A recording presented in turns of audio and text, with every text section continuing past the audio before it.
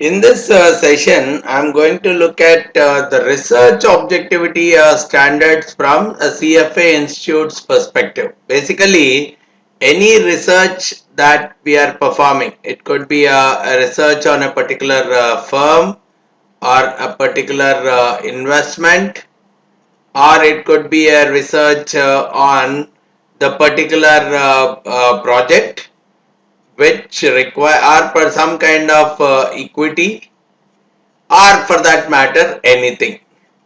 Let's say we as a research firm, or we as an investment advisory firm, let's say we mention to the client that there is an objectivity. I mean, the research that is performed is unbiased.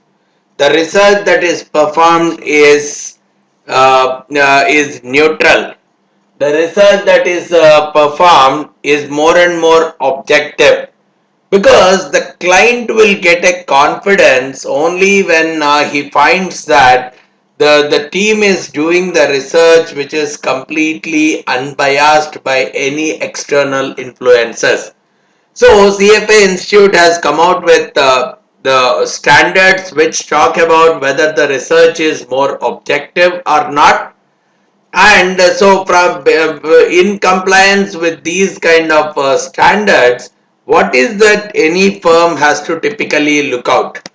The reason why we are talking about the standards coming up is, and as a part of any process which any firm is defining, a few things to keep in mind. Always keep your client's interest. When we are talking about what is the procedure you are following for research here, so there should be a policy document in place. There should be a procedures document in place. There should be a set of guidelines that need to be shared with the customers, as well as employees, as well as the clients. So whenever you are preparing such a kind of a policy manual or a procedures guidelines document, always keep in mind that your client is much ahead of your firm's interest or your employee's interest. Anything to do with either from either at the stage of doing research, or making recommendations, or giving some kind of executing the investment decisions of the client, whatever it is, make sure that the client's interests are much ahead of the firm as well as employees' interests. And wherever there are some kind of conflict of interest, either between firm and the client, or between employee and the client, make sure that they are completely disclosed to the client. Whatever the research related stuff, let's say the client is asking some XYZ company to be researched on, and somehow your company, your firm has already done enough research on that, and because of some reason your firm is not planning to deal with this XYZ company's analysis at all. So it's a conflict of interest. That means you have to mention it to your client about your non-interest in terms of dealing with the XYZ with respect to the client research. And make sure that your whatever the policies you are designing and procedures you are designing, make sure that they do not conflict too much with the client's requirements, or at the same time they do not create an environment which will have an impact on the independence and objectivity. Don't get in such a way that you are biased with some other opinions, your research is biased by some other company's research, and you are trying to give the similar kind of information to your clients. So make sure that your policies are good enough that will promote healthy independence and objectivity in the research. And make sure that there is a self-regulation in place.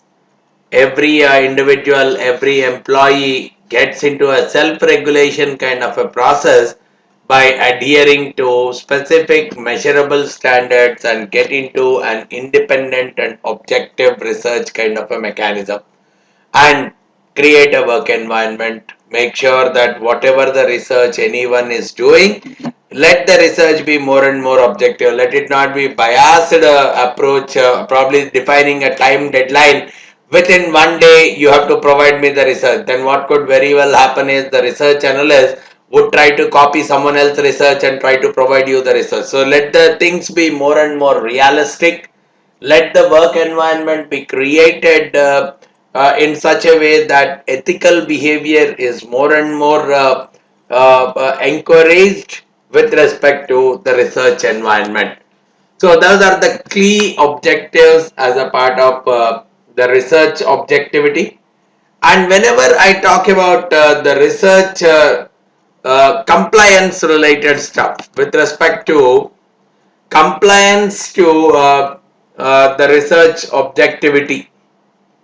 So what we are talking of is there are various areas that we need to look at, right from research objectivity policy to a rating system. There are so many things which are mandatory, right? If we are saying that our standards, that our research objectivity standards are complying with the CFA Institute's standard, if at all I have to look at it, there are some mandatory things that have to be done by the companies, as well as there are some good to follow kind of stuff, the recommendations kind of stuff, which can be categorized under all these headings. So if I look at it from a research and objectivity policy within a company, I generally look at having a written policy document. It's better, right? If the policy document regarding what do we mean by objective research, what goes into it, what doesn't go into it, a clear cut policy, what are the guidelines that are given for the employees or for the people at various hierarchies in the organization, what are the kind of guidelines that are provided to them so that the research is more and more objective. And it has to be given, this document needs to be shared with almost everyone, clients, prospective clients, employees and all other stakeholders, and let there be a buy-in of all those participants, and make sure let there be some kind of supervision that everyone is adhering to the policy. And also probably if required, let there be some kind of annual audit and probably communication to your clients that in the last 1 year or last few years we have been complying to these kind of stuff. Every employee, some kind of a report to be sent which will talk about the policy and the measurement of the effectiveness of the policy. And if possible, as a part of recommendation, sometimes we talk about again, if at all any kind of compensation,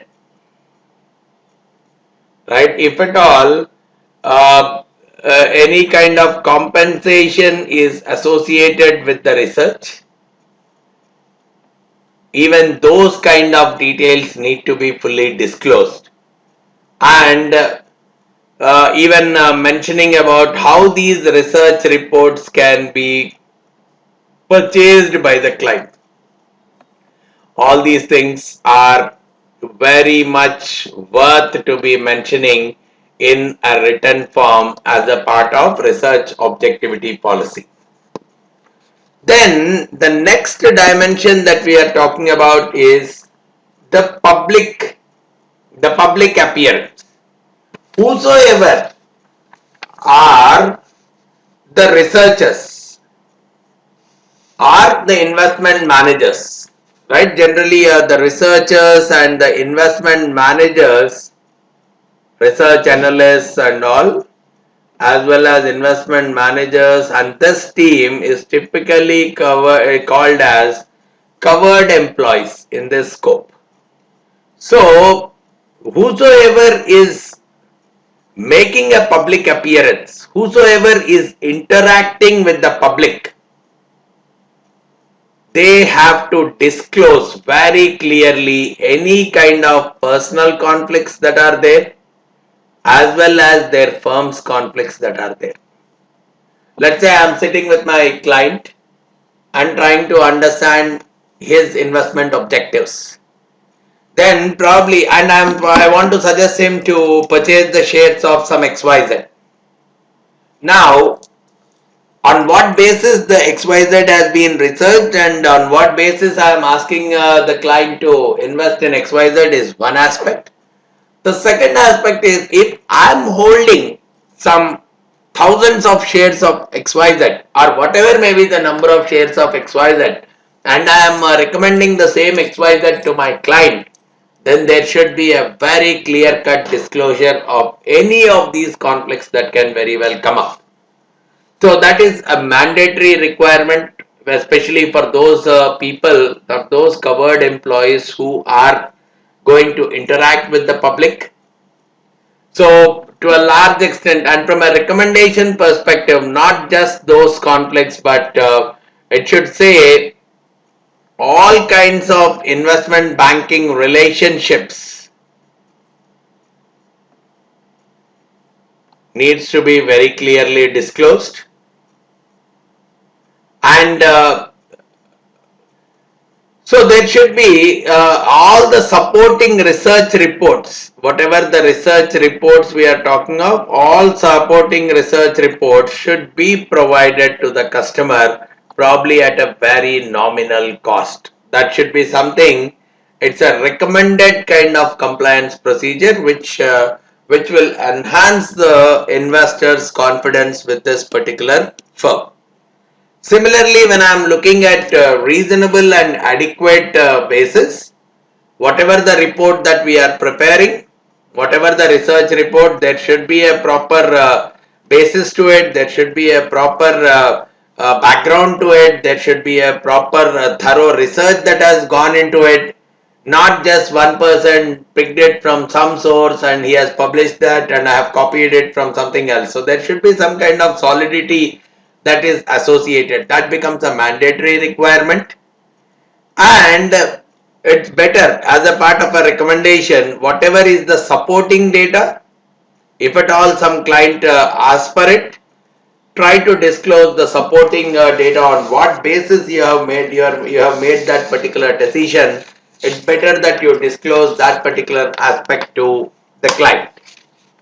Then looking at the next dimension from an investment banking dimension, let the research as a mandatory, as a required thing, let the research department be segregated from the investment banking department which actually gets into the investment activity. So it's basically like probably if I'm looking at the real operations department is the investment department, investment banking department, the research is more of R&D department. So let these two never meet each other, because then some kind of compromise in terms of research will definitely happen. So from an investment banking perspective, a clarity in terms of the procedures which will segregate these two roles is very much necessary. And even from a hierarchy perspective, probably these guys should not report to the manager in this department or vice versa. Let there be independence altogether. That will promote more and more independence in the researching process, right? It's always better that these people should not be involved even in the marketing processes, the road shows or some kind of marketing campaigns and all. These people should not be involved because there is a lot of biasing that will come into the research process. And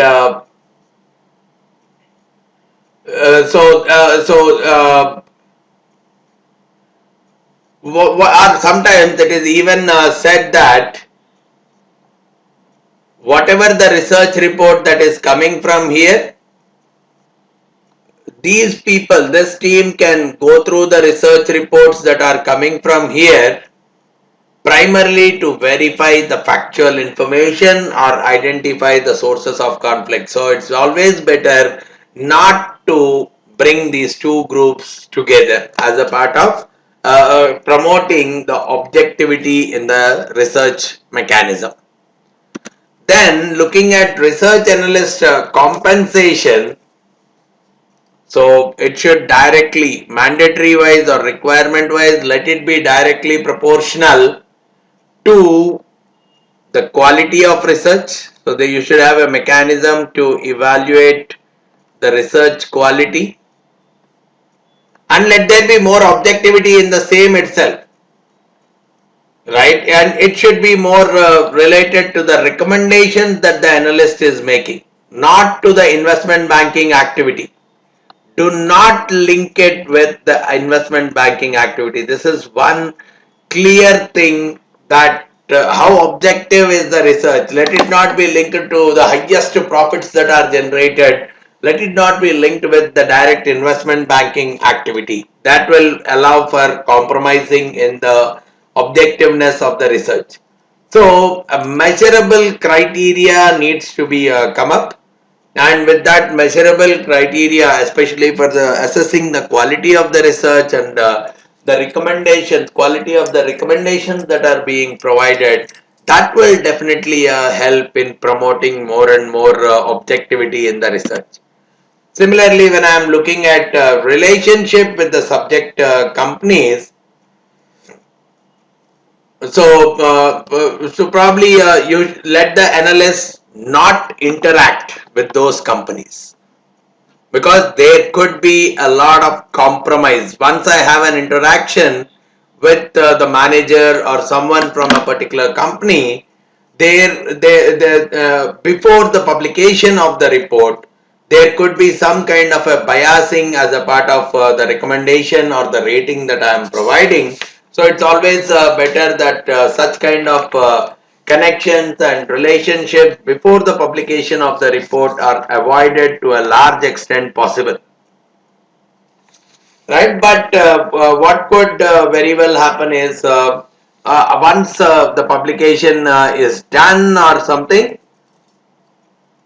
probably some kind of interactions and verifications, all these things can happen. But before the publication of the report, whatever whatever the errors that could be possible and all, so some kind of thorough analysis, thorough workout should happen in terms of checking out what could be the possible compromises or what should be the possible errors or deviations that are coming with respect to the report.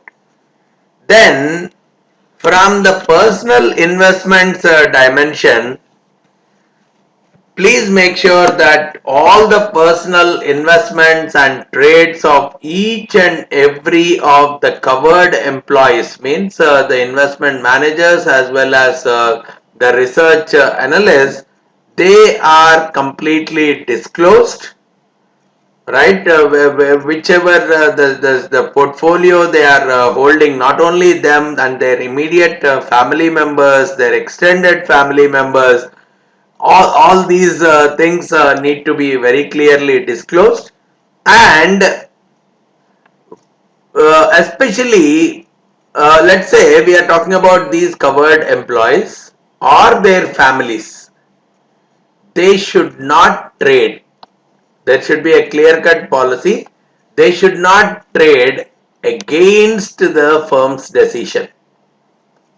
Means if the firm has given a buy decision, these people cannot get into a heavy sell decision or sell trades.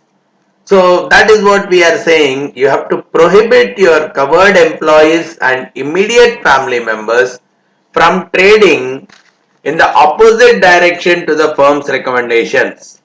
So all these things, and at the same time you can prohibit the employee and the immediate family member from buying any shares of the companies in the industry with the employee covered prior to the IPO. Before the IPO itself, trying to buy those kind of things need to be very clearly prohibited. So all the personal investment trading and decisions, one, they need to be disclosed, and these kind of prohibitions are there if at all the research has to be more and more objective. Then we are talking about timeliness. Obviously, we know that every research report of every company has to come out on time kind of stuff. And if at all at any point in time you stopped investigating a particular firm, or you stopped following a particular firm, finally we should say that this is a final research report about this company. From here onwards, we are not going to publish any more reports about this particular company. So such kind of thing has to be clearly informed to the client. And from a compliance dimension, any kind of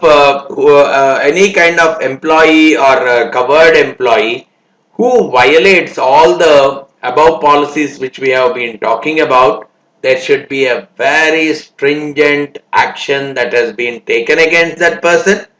Any kind of violations from the effective usage of the procedures, or maintaining the records, or something failing in terms of audits, all these things, there should be an enforcement policy regarding all these above stuff, and wherever there is some kind of violation on this stuff, an appropriate action needs to be taken. And when it comes to disclosures, all kinds of conflicts of interest need to be disclosed to the client, and all disclosures need to be full. They need to be easily understood by the client. The same old stuff.